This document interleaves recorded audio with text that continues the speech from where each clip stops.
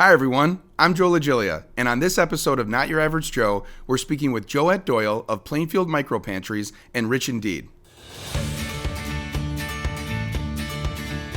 Hi, everyone, and welcome to another episode of Not Your Average Joe, powered by The Mortgage Message, where we highlight real community heroes. And today, we're talking with Joette Doyle. Joette, welcome to the show. Thank you so much. Thanks for having me. Absolutely. So, Joette, I have such an amazing history with you, getting to know you within the community, but for our audience, just kind of share who you are and what you're all about. Okay, I'm a single mom of four. I'm currently working for a large rehab company as a speech pathologist and then also involved in my community. Fantastic. And so much of the reason why we're showcasing you on this is I was connected with you through the Plainfield Lions on a incredible opportunity to be able to really support those in need within our community. Mm-hmm. Speak, if you can, about the initiative that was really an idea that was brought to reality in South Plainfield. Okay, great. So I started a couple years ago with the idea for a micro-pantry. And it came about when I was at a homecoming for one of our soldiers. And at the time, I met a woman who was coming to that event carrying these bags of food. And I was like, okay, what's that all about? And I was with another friend, and she kind of told me, she told me it was this micro-pantry, and you take what you need, you leave what you can. And I thought about it. It was on my mind for 3 full days. And I thought, okay, if she can do it, somebody else can do it, I can do it. So I did some research. I found out the guy that started them in this area at Easy Auto. And I reached out to him and asked him, what's the process? They made the pantry for me. I found a location in South Plainfield, like you said, at the Edward Jones building there, who was very great to host that.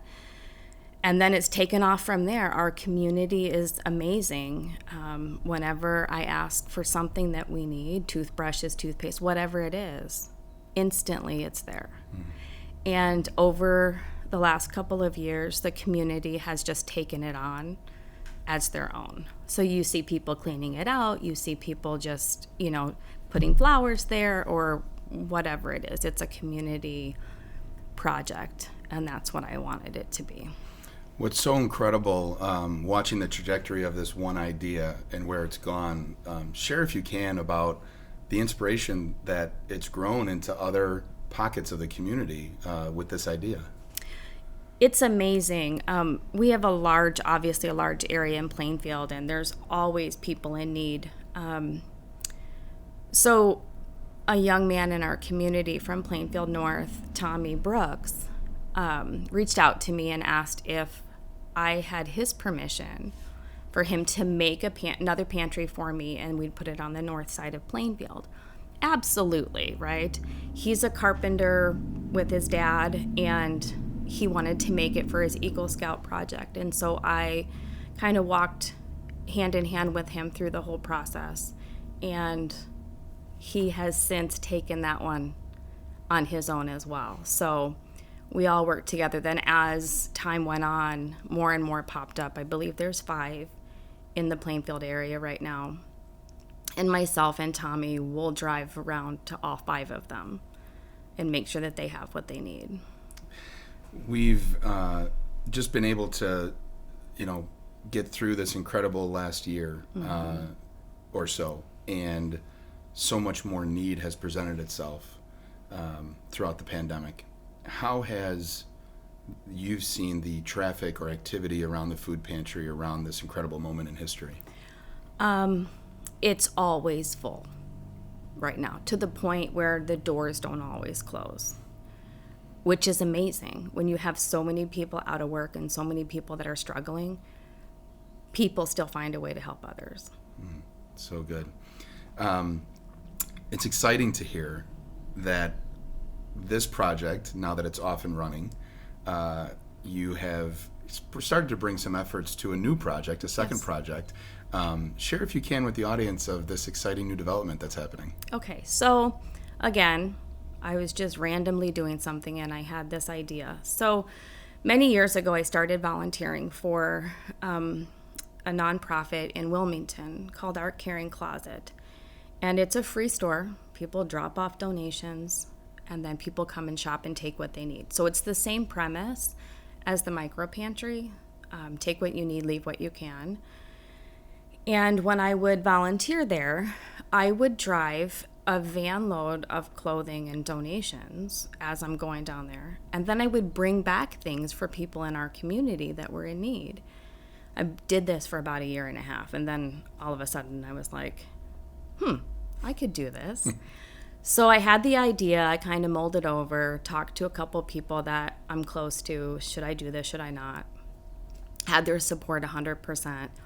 Then I thought, okay, where am I going to do this? So I reached out to members of our community, and I was blessed with the Plainfield Township wanting to help me with this venture. So that's where I'm located right now, is in the back end of the community center.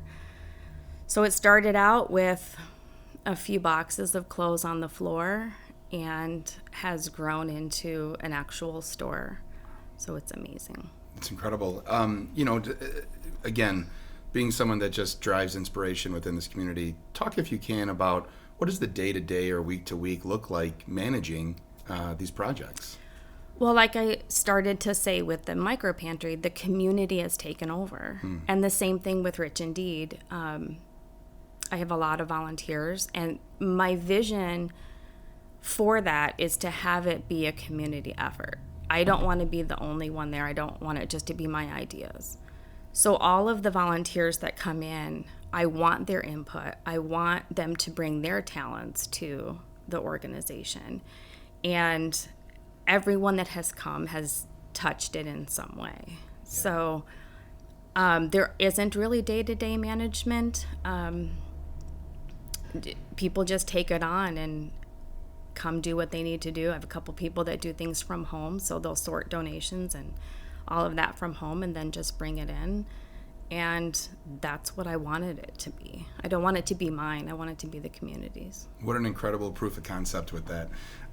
In speaking to other organizations that have found you one way or another, speak to, their contribution and who is kind of maybe partnering or joining with you. Okay. So along the way, I met this man. His name is Raymond, and he has an organization called Blue Jeans for the Homeless. And I don't recall how we met, but I now save all of my men's jeans and message him when I have them ready for him to pick up. And he's such an inspiring man, and he's just so kind and very, very grateful. So whenever I have a project that I'm doing within Rich Indeed, like a year ago, we were doing a collection of brand new socks and underwear for the start of the school year. And he brought me bags of men's socks that he could have been using for his organization. I had Trinity Christian School reach out to me, and a teacher wanted her 32 children to help me in some way. The store isn't a good community for children just because it's a warehouse and whatnot. She took my big box of jeans to her classroom, and they sorted them by size, cut out little tags that said men's size 32, and they put handwritten notes in every pocket of the jeans. I get the jeans back from her, and I'm bawling my eyes out because they tucked these little notes like in their little pockets. It was amazing. So then I called Raymond and I said, I have a surprise for you. So he comes and I showed him, and he was just in awe over that. So they've been really good with us. Any other organization within the community that needs something, or if I need something from them, everybody has been supportive. Just an incredible story. Thank you. When you've shared about the micro-pantry, which is just great that it's taken on a life of its own. When we talk about Rich Indeed, speak to what the goals are for that organization, campaign, project. Where would you like to see that go? My dream is to actually have my own store, like a real store, but I have no money. So I rely on monetary donations as well. There's really no operating cost at this point because everything's a donation. So when someone from the community can donate, that makes it easier. But definitely a storefront where I can have easy access to every person, so that I'm not saying you can't come in because I don't have any way to have you in there. Like I said, I just want to continue the community involvement. I want more people to know about it. We get a lot of donations, but I don't think we're touching all of the people in need. And oftentimes I hear people say, there's people in the community that are in more need than myself. And that's not true. Right. Anybody can benefit. We all know if we have young children, they go through clothes like crazy. And it may not be conducive right now to go buy a whole new wardrobe. So come take these clothes. And then when you're in that position to give back, give them back. Mm. I don't want there to be any judgment. That was one of the biggest promises. There's no judgment. We don't know everybody's story. Mm. And I'm not here to judge. I'm here to facilitate kindness in the community. So good.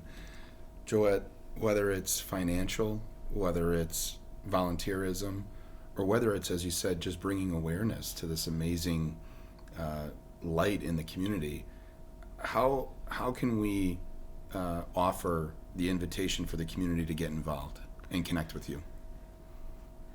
Again, there are so many giving people in our community. So always can use volunteers. Right now we're only open on the weekends. I'd love to be open during the week in the evenings at some point, but obviously that takes manpower and volunteers. And then ultimately, if I want the storefront, I need money. So any organization that has the desire to give money, we could use that. But we also need to reach those people to come shop at our store. And I just think that the more we talk about it, the more presence we have, I think we'll hit more people. We've been trying to work with the fire department for those that go through a fire. I've been through one, a house fire, and you have nothing. Nothing. Blanket, you don't have blankets, you don't have shoes. Ours happened in the middle of the night. We were in our pajamas. And having John Stratton and his guys know that they can give my information to anyone, and I'll open at that point. Like if it's in the middle of the night, I don't care. I've been there. So working that part of the community, working with the schools and with the parent organizations to get that word out if there's anybody struggling. That's it. Joette, we have this show to highlight real community heroes who do good for the sake of good, and we see you in that light. Thank you. I prepared you for this question, yes. But who is your hero? My hero is my father. He was my inspiration. Sorry. It's okay. He always taught us that you never judge. You give more than what you have. And so that's why I started this. The name Rich Indeed comes from my father. His name is Richard Edward Doyle, and he always signed his name with a big R, a big E, and a big D. So that's where the Rich Indeed logo and name comes from. So he's always been my hero. Like I said, he never judged anyone. We would bring friends over when we were growing up, and they might have been what he called troublemakers, but he never turned them away. There were so many times we had people staying with us because he just couldn't say no. So he's my inspiration. What an amazing man, and what an amazing honor to him. Yes. Joette, we are so excited to be able to get this information out to the community. Rich Indeed and the micro-pantries around Plainfield, thank you for all that you do for our community. You're very welcome. And thank you to our audience for tuning in to another episode of Not Your Average Joe, powered by the Mortgage Message Show. We'll see you next week, everybody.